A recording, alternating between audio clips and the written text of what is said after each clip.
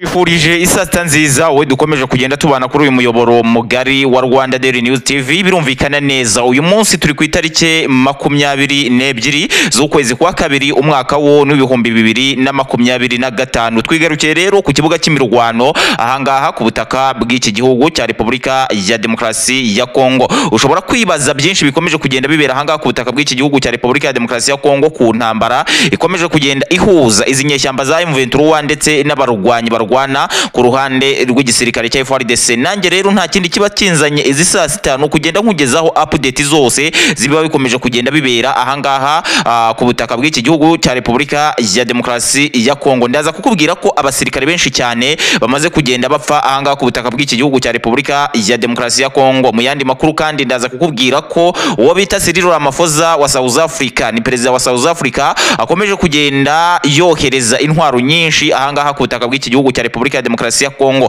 Aya makuru ndayakubwiraho ku buryo burambuye, turebe ese mu byukuri South Africa ni zihe ntwaro yongeye kugenda yohereza ahangaha muri iki gihugu cya Repubulika ya Demokarasi ya Kongo. Ni mu gihe mu yandi makuru uwitwa General Bizoza warukuriye ingabo za M23 ahangaha ku butaka bw'iki gihugu cya Repubulika ya Demokarasi ya Kongo byamaze kugenda byemezwa ko yamaze kugenda yitaba Imana ku buryo bukomeye cyane. Iyi nkuru nayo ndayigarukaho ku buryo burambuye. Mu yandi makuru Ubudage bwasabye igihugu cya Repubulika ya Demokarasi ya Kongo gusenya umutwe wa FDLR igitaraganya. Mu yandi makuru kandi ndaza kukujyana ahantu hitwa Minova, nkubwire ko Minova imirwano yabaye imirwano aho inyeshyamba za M23 zishaka kuba zakwigarurira iyi Minova. Ni mu gihe igihugu cy'u Rwanda gikomeje kugenda gihabwa ibihano kandi kikaba kinakomeje kugenda kijya mu byago bikomeye cyane byo kwinubirwa n'ibihugu byari bifitanye amasezerano ndetse n'ubushuti burambye. Iyi nkuru nayo ndayikubwira ku buryo burambuye. Noneho rero ni munyemerere aya makuru nandi menshi cyane ntababwiye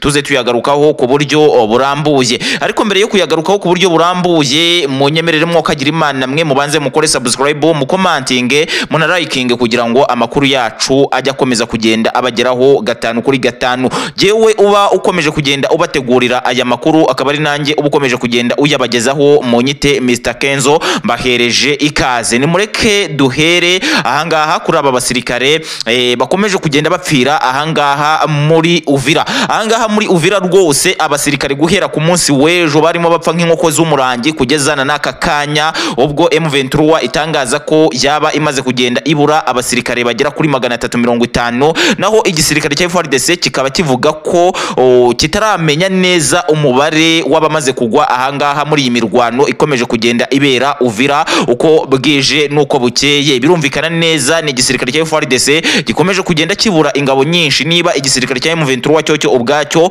gitangaza ko kimaze kugenda kibura ingabo zigera kuri 350, murabyumva neza, kandi aricyo kirimo kugenda cyataka, murabyumva ingabo z'abarundi FARDC, Wazalendo ndetse na FDLR ahangaha muri Uvira bakomeje kugenda bahagwa ku buryo bukomeye cyane kandi ari benshi cyane, bakomeje kugenda bapfa rero nk'inkoko z'umurangi ahangaha muri Uvira. Ariko icyo nakubwira cyo nuko izi nyeshyamba z'umutwe wa M23 zitarafata Uvira, abarwanyi b'abarundi bakomeje kugenda bahagarara kuri iyi Uvira ku buryo bukomeye cyane. Noneho rero mwokagira Imana mwe ni munyemerere twerekeze kuri Cyril Ramaphosa ukomeje kugenda ugeza ibitwaro karahabutaka ahangaha mu gihugu cya Repubulika ya Demokarasi ya Kongo. Uwo bita Cyril Ramaphosa ni perezida w'igihugu cya Afrika y'Epfo, akomeje kugenda rwose ageza intwaro ndetse n'abasirikare ahangaha mu gihugu cya Repubulika ya Demokarasi ya Kongo. Dore intwaro rero yaba yamaze kugenda ageza ahangaha muri iki gihugu cya Repubulika ya Demokarasi ya Kongo. Biri kuvugwa ko harimo indege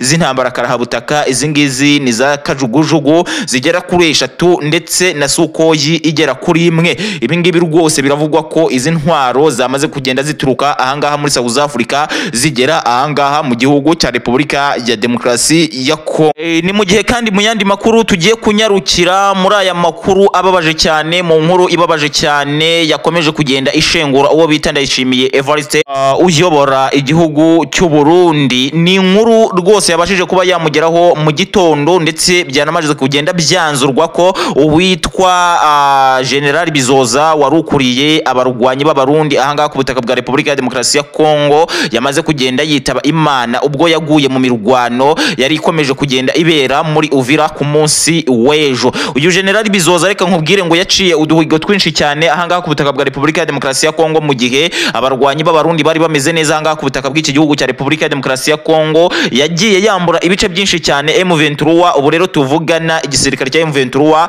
cyamukuye mu mubare w'abasirikare bakomeje kugenda bahangana n'izi nyeshyamba za M23 ahangaha ku butaka bw'iki gihugu cya Repubulika ya Demokarasi ya Kongo. Ni inkuru yaciye umugongo abasirikare b'abarundi bari ahangaha ku butaka bwa Repubulika ya Demokarasi ya Kongo, ariko kandi ikaba n'inkuru yaciye umugongo igihugu cy'u Burundi. Ndayishimiye Evariste yananiwe kubyakira kumva ko uyu General Bizoza yaba yaguye ahangaha ku butaka bw'igihugu cya Repubulika ya Demokarasi ya Kongo. Usibye na General Bizoza kandi nkubwire ngo ahangaha ku butaka bwa Repubulika ya Demokarasi ya Kongo hakomeje kugenda hagwa abasirikare benshi cyane ahangaha muri Uvira. Bikomeje kugenda bivugwa ko iyi Uvira ishobora kugenda igwamo abasirikare benshi cyane baruta abigize bagwa mu bindi bice byose byahanganiwemo ni M23 ndetse n'abarwana ku ruhande rw'igisirikare cya FARDC ahangaha ku butaka bwa Repubulika ya Demokarasi ya Kongo, ngo kubera ko ahangaha Uvira hari abasirikare benshi cyane ariko barwana ku ruhande rwa leta ya Kinshasa. Hari abasirikare ba FDLR, hari abasirikare b'Abazalendo,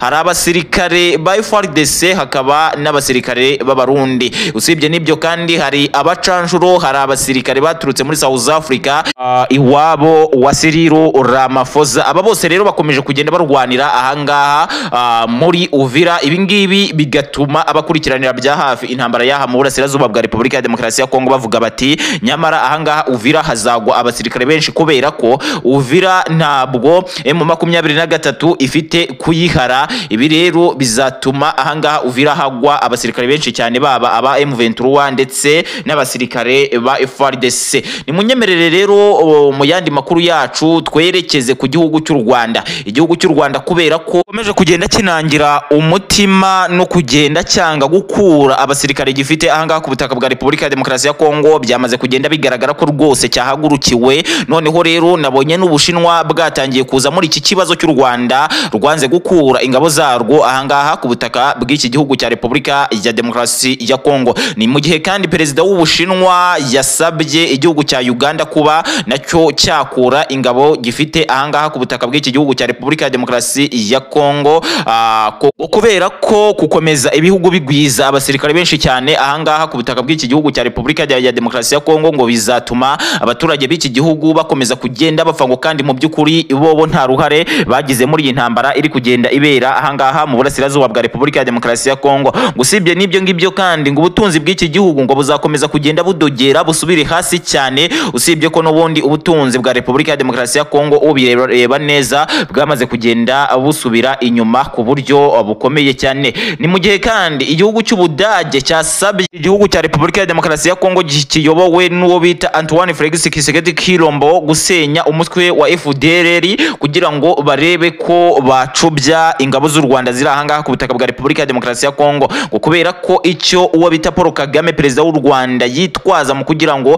akomeze kugenda agira ingabo ahangaha ku butaka bwa Repubulika ya Demokarasi ya Kongo, n'uyu mutwe wa FDLR urimo ku buryo bukomeye cyane. Ngo uyu mutwe wa FDLR ngo ukomeje kugenda usagarira abanyarwanda bari mu Rwanda ndetse n'abari ahandi hose ku isi, ngo cyane abari muri iki gihugu cya Repubulika ya Demokarasi ya Kongo. Ngo ibyo rero bigatuma igihugu cy'u Rwanda kitakura ingabo gifite ahangaha ku butaka bwa Repubulika ya Demokarasi ya Kongo. Igihugu cy'Ubudage rero ni muri urwo rwego cyasabye uwo bita Antoine Felix Tshisekedi Tshilombo perezida uyobora Repubulika ya Demokarasi ya Kongo gusenya byihuta uyu mutwe wa FDLR ahangaha ku butaka bwa Repubulika ya Demokarasi ya Kongo, ngo kugira ngo barebe ko rwose ahangaha muri iki gihugu cya Repubulika ya Demokarasi ya Kongo hakongera kugenda ahagaragara umutekano. Reka noneho rero mbabwire ngo nahangaha nsoreje amakuru nene nabateguriye kuri iki gicamunsi. Gusa mbabwire ngo mukomeze kugenda mukora subscribe, mukomantinge, munalikinga kugira ngo rwose amakuru yacu akomeze kugenda abageraho 5 kuri 5. Jewe mukomeje kugenda mubana kuri uyu muyoboro mugari wa Rwanda Daily News TV. Nitwa Mr Kenzo. Gusa rwose mbasabye gutera comment mukambwira aho mukomeje kugenda mudukurikira muherereye, kubera ko mwokagira Imana mwe nibyingira kamaro. Ibyo ngibyo bimpereza courage yo gukora cyane, nkumva ko abo ndi gukorera nabo tugiye turi kumwe 5 kuri 5. Rero nimukomeze kugenda mukora like cyane mu liking, mu commenting ndetse yewe munakore subscribe. Ibyo ngibyo bizatuma amakuru yacu akomeza kugenda abageraho. Ikindi ntasoza nababwiye, nabazaniye groupe ya WhatsApp, mushobora kwinjira muri groupe ya WhatsApp rwose, bigatuma dukomeza kugenda tuyiganiriramo twungurana ibitekerezo. Usibye n'ibyo ngibyo kandi mushobora kuhasanga ama video yo ku mirongo y'imbere ku rugamba, mukahasanga amafoto, cyane ko kuri uru rubuga batatwemerera gucishaho amafoto y'uko bimeze ku mirongo y'imbere ku rugamba. Nitwa Mr Kenzo, ndabashimiye.